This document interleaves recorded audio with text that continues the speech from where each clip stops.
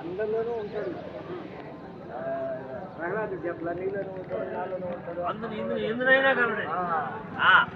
అంతే కదా, అందరూ అందు ఉంటాడు. కానీ మనం చేసే పనులు, మనం ప్రవర్తించే ప్రవర్తన బట్టి ఉంటాడు దేవుడు.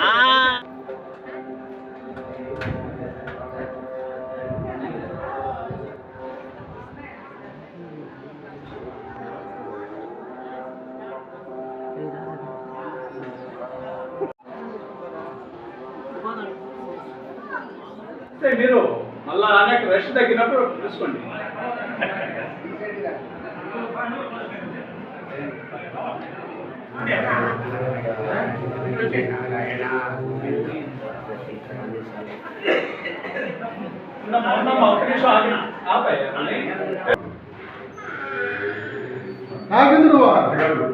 నేను చెప్తా దాన్ని సందర్భం, మా సందర్భం తృప్తి కోసము నా గుర్తు నేర్చుకున్నాను.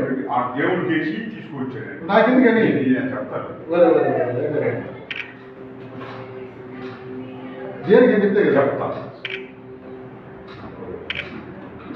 ఇక్కడ ఆంజనేయ స్వామిని కూడా పెట్టాలని, ఆయన సంకల్పం కూడా నాకు కావాలని, 10 లక్షలతో ప్రాజెక్ట్ చేయాలని మేము అందరం రెడీ చేసుకున్నాం.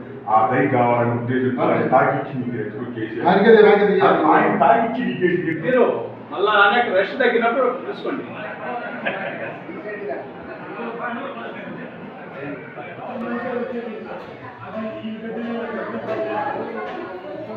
ఏ